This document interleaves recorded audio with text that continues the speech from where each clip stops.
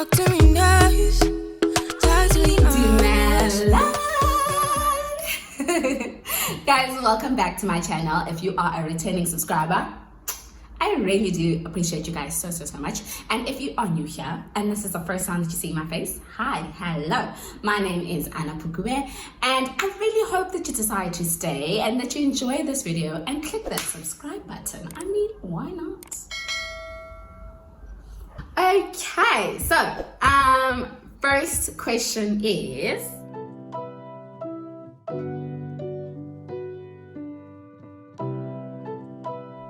how much to budget for the first month in South Korea? So if you wanted to know how much it cost me to move to South Korea in the first month and all of that detail, I have already recorded a video on that topic. So just check out the videos on my channel. You will find that video on South Korea. As for China, if you wanted to know how much it cost me to move to China, that video will be coming. I will record that for you guys. Next one.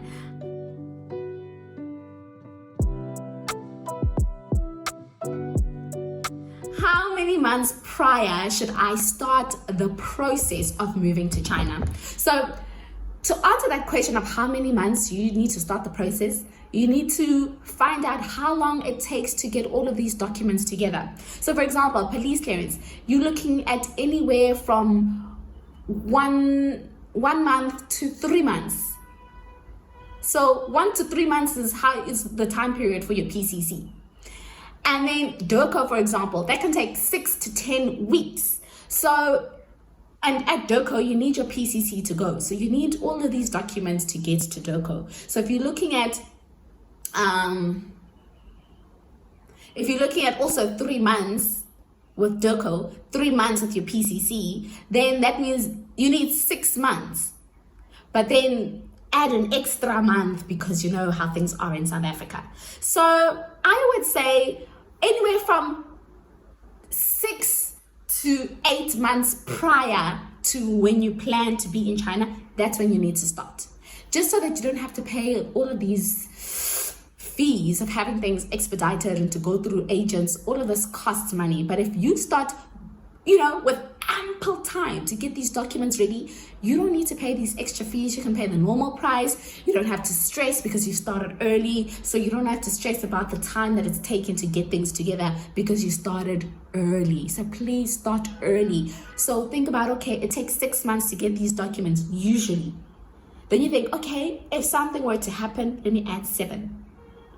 But, we're from South Africa, so let's be safe. Let's start 8 months. But then just remember, with your police clearance, it's only valid for 6 months, and it still needs to be valid by the time that you land in China. So just make sure that you calculate the PCC correctly when you start the PCC. So think of it that way. Think about how long it takes to get those documents. So do your research and find out how long each document takes. Add an additional month because you know how South Africa is. And then that's how you can tell yourself when you need to start. Because you're going to look at, okay, I want to be in China, August of 2023. You better have started if that's your plan, because we're almost at August. Anyways.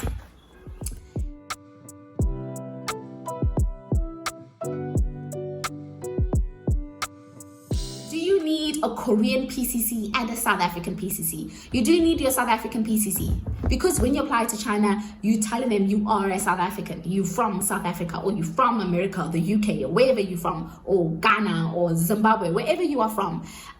They need to know that you don't have a criminal record in your country, that you were not a criminal in your country. They want to know that they're not hiring somebody who is a criminal. So it's not about where you currently are. It's about, they need to know that if you have been living in South Africa, because you say you're South African, they need to see that you don't have a criminal record in your home country. Next thing, because you've been in Korea now, they're also going to need your Korean PCC to show that you haven't been a criminal in Korea.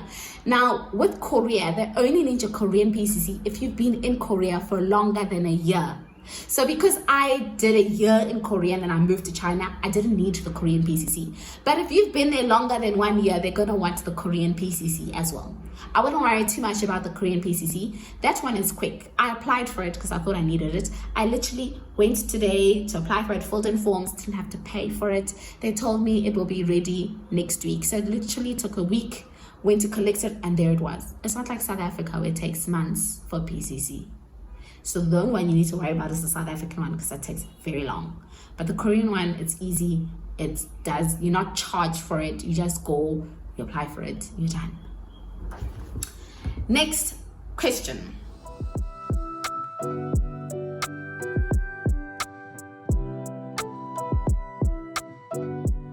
For someone looking to teach ESL, would you recommend South Korea or would you recommend China, and why?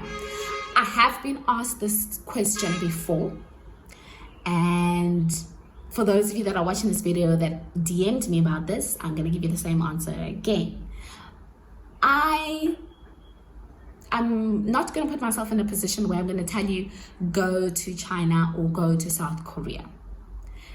This is your life. You're going to need to live that year in that country, so you need to make an informed decision for yourself. I can merely provide you with the information, or you can merely watch other videos and do your own research and then make an informed decision. You need to decide that for yourself. I can't tell you. But if you purely wanting to know about the job, teaching English, I believe teaching English in South Korea and teaching English here in China, at the end of the day, the job it's the same thing. You are teaching kids English. Obviously, each school is different with the way that they do things. Because the way things were done at my school in South Korea and the way in China are worlds apart. And also, EPIK and then a school like here in China are also different. Where I feel like my current school, if I had worked in Hagwon, I would find a bit of similarities in terms of structure and how things are done. But just because I went from South Africa to South Korea and now I'm in China, South Korea, yes, it gave me an experience that I've taken into the classroom now with me as I teach in China. It's given me that experience of teaching the kids and working with the kids. I know what works for me, and I know, sort of how to gauge what works for the kids, what doesn't work. Thinking on my feet, it's become easier because I've been doing it. But I wouldn't say that I wouldn't be the teacher that I am today had I started in China, because I would have learned, I would have figured out what works for my kids, I would have figured out what works for me, how I excel as a teacher. I would have figured that out even if I started in China. So if you are asking, is it better to teach ESL in South Korea or better to teach ESL in China? Each school is different. You may come to China and have a horrible experience, go to South Korea and have a great experience. Or you may have taught at 2 schools in China, one's great, one's horrible. Same thing in South Korea. Each school is different, so it's difficult to answer that question. But the one thing that they have in common is you are teaching children English that do not know English. That is your job. And it doesn't matter if you're in China or South Korea, that is the job that you've got, the task that you need to do. That's what you do. That's the same. Doesn't matter which of these 2 countries you go to. As for when you say which one would you recommend, like I said, you have to make an informed decision. I would research China, research South Korea, research as to, so you know the information around teaching English in China and South Korea. What do the benefits look like in terms of the salary? The other benefits in the contract. Are there flights reimbursements? Are there allowances to go home? Is there insurance? Is there sick leave? Vacation. How long is vacation? Do you get vacation? And what is there for you to go and explore or do in those countries? Some people want, for example, if you are into K-pop and K-dramas, that's your main reason for going to Korea, great. And if you are into certain things here in China, you decide that's why you want to go to China, great. But each person has their reasons for going to a specific country. So you need to ask yourself, when you decided you want to teach English abroad, Why? What are the reasons you want to teach abroad? Is it because you want to be in a specific country? Then great, that makes your job easy. If you've always wanted to go to China, you'll go to China and teach there. You've always wanted to go to Korea, go there and teach there. But if country is not something that you say, I specifically want to be in this country, then you got to look at it, okay, I said that I want to teach abroad because I need a job. Okay, great. What are you looking for in that job? What is the salary that you're looking for? What sort of life are you wanting to lead? Things like that. So ask yourself those type of questions. Watch more videos like this and others with people in South Korea and in China to see what their life looks like, so you have an idea of mine could potentially look like that. Do I want that? Yes or no? So you'll have to make a decision. I can't tell you, go to China, it will be great, but you get here and the school that you have is horrible. That doesn't mean that all schools are horrible. It just may mean that the one you had wasn't a good fit.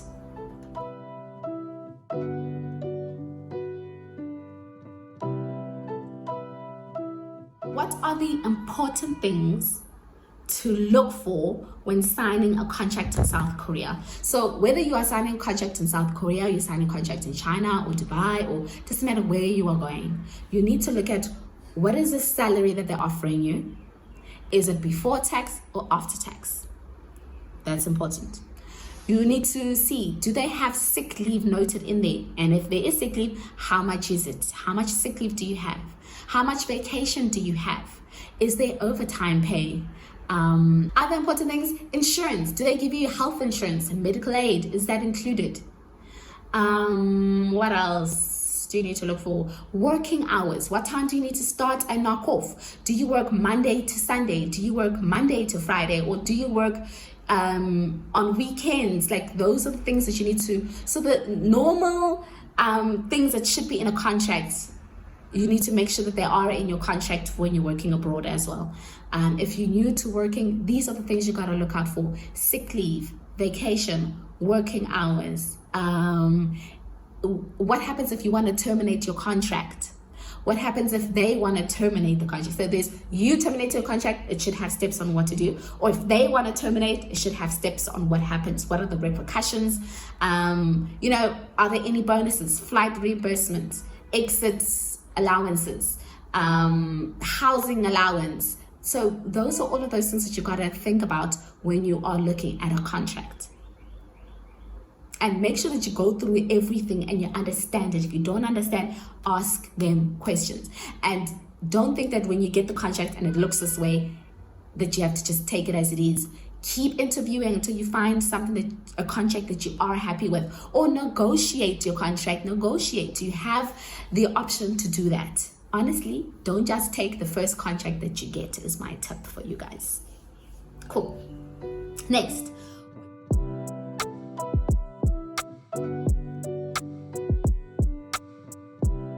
Which sites or recruiters do you recommend for job search in China? The site that I recommend is China Cities. I will drop the link down below. The other one is Dave's ESL Cafe. The link is down below. Those are the two main sites. But the other place I recommend for you to go is, if you go to the Facebook group of South Africans in China, there are recruiters on there that post jobs. There are also fellow South Africans who post the recruiters that they've used and share the ones that worked, ones haven't worked. So go on those sites. That's where you'll find recruiters. But also here on YouTube, if you search recruiters in China or ESL recruiters or how to get a job in China, people have done videos on recruiters that they've used and people that they recommend for you to use and sites. Those are also helpful, but I will link down the sites that I've just mentioned down below. Cool. Next one.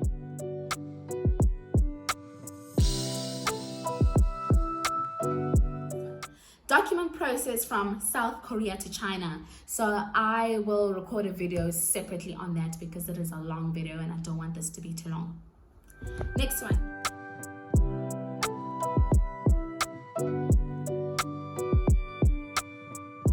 Can you apply apply with an advanced diploma. Usually with these jobs, you'll find that it will say degree. With these ESL jobs in China and South Korea, you'll see it will say degree. But there are people that are teaching here that don't necessarily have a degree. As for how they got here, there's even people teaching here that are not specifically from these 7 native English-speaking countries that are here teaching English. As for how they did it, I don't know. I don't have the process because I haven't gone through it myself and I haven't done much research into it. So if you do your research, ask around. I'm sure you will get an answer on how you would be able to do it without. Even if you search teach abroad without a degree, I'm sure you will get answers on how you can teach abroad without a degree with just an advanced diploma. Hope that helps.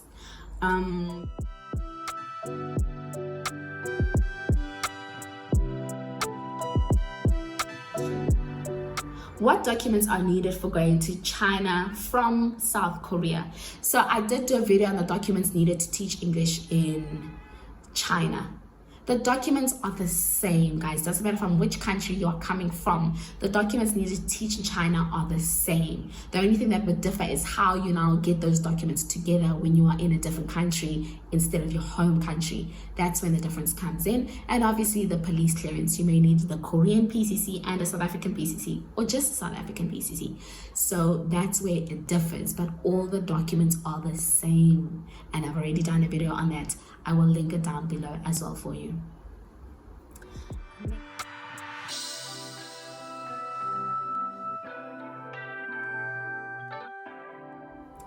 Next one. What is the pay scale in China compared to South Korea? So South Korea, I've done a video on the salary in South Korea, especially on the EPIK program. I will link that video down below, or just go to my videos. You will find the salaries in South Korea video. Now China, to get an understanding of what they earn in China, you can actually Google that. There's a site, I can't remember the website, I'll try and find it and link it below, where it shows you what you can earn in all the various countries. It will list all the countries, and if you were to teach ESL in those countries, this is what you can potentially earn. If I find that website, I will link it down below. Alternatively, if you go onto the China cities where you're seeking for a job, you'll see those job posts. They have the salaries that they're offering for those jobs. That's also another way for you to see what you can potentially earn in China. Hope that helps. Next one.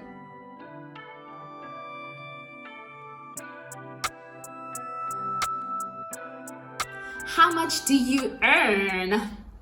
Is the salary difference that huge from South Korea? Yo, buena, how much do you earn? Guys, I'm not gonna sit here and tell you guys how much I earn in China. I never told you guys how much I earned in South Korea. You guys may have had an idea because I did share how the salary is calculated in South Korea, but I never said this is how much I earn. And I believe that's personal, that's private, that's just for me, not for us. But if you wanted to know, okay, if you want to see the salary difference between South Korea and China, like I said, if you go, especially with EPIK in China, you'll be able to go on the EPIK website. It lists exactly what you can earn if you have this experience and you have this degree, what you can earn. I will link down the video that I did on the salaries in China in Korea down below, and then go onto the sites, job searching sites for China. They show you how much you can potentially earn if you were to work at this kindergarten and this is your experience and all of that stuff. You'll be able to see the difference. There is a difference.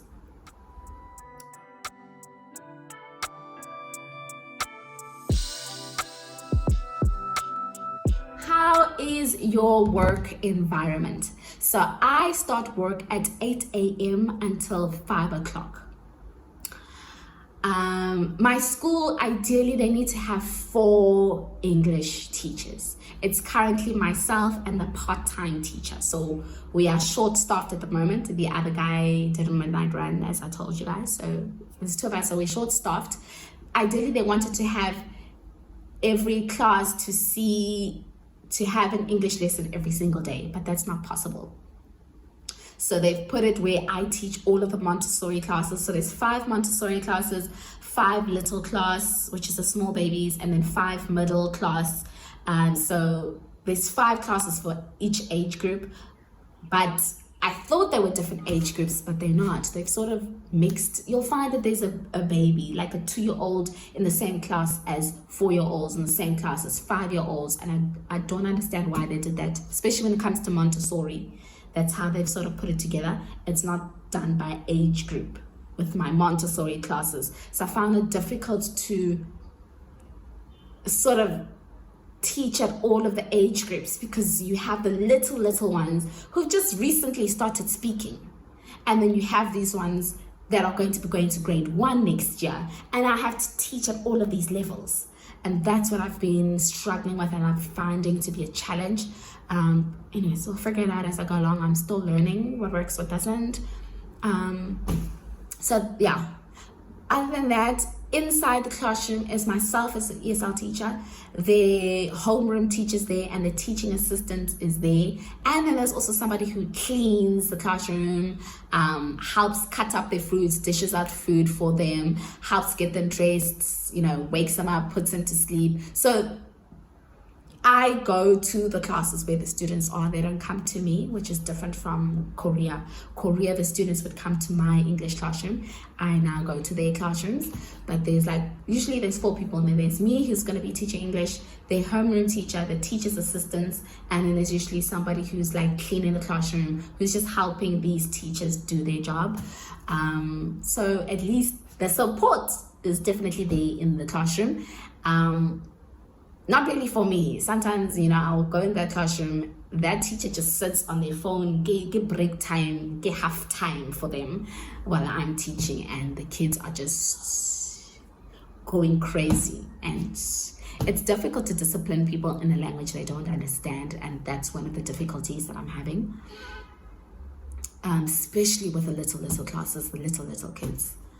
And I don't want I see how they discipline them. They will shout and pull them by their arms, and and I'm not gonna do that. And I believe that if I was to do that, there'll probably be an issue. So I'm not even gonna do what they do, shouting and yanking their arms and hands and and shouting. Yay. I'm not about to do that. But also, work environment wise, every classroom has a camera, so there's always a camera in the classroom. So I always feel like as if I'm being watched when I'm teaching because of that camera. There's times where last week the students were I struggled to get them to sit down still for a lesson and to actually focus. It was an after school English lesson, and I just couldn't get them to focus, and I couldn't get anything in to teach them anything. They were just hysterical, and everybody was disruptive and just running around and shouting and screaming. In the end, I took a whole lot of blocks, put it on the floor, and we were just playing with these toys is what we did. And that got to my department head, and she was like, the teachers are saying that you were just playing, you can't be playing, there needs to be speaking. So I was just like, so y'all are sitting here tattletaling, watching everything that I do. So that was not great. I'm not saying that they're wrong. I know that I'm supposed to be teaching, but you in there in the classroom, and you can see that these kids are not listening, and it's not working, and you don't say anything because it's your free time, and you expect me to teach when it's in that environment.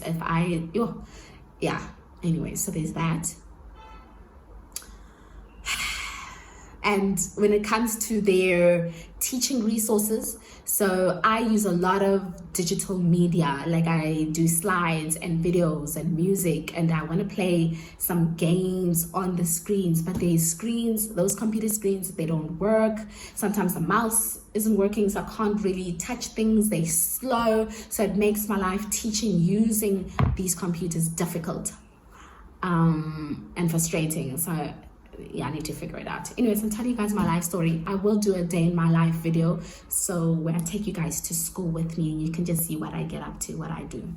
So that is the end of this part. Otherwise, the video is going to be too long. So if you got to this part of the video, thank you so much for watching. I will see you in the next part of this Q&A. Enjoy the rest of your day. Bye.